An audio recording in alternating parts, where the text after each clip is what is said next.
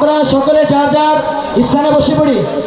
আমরা কেউ বিশৃঙ্খলা করব না, সকলে যার যার স্থানে বসে পড়ি ইনশাআল্লাহ।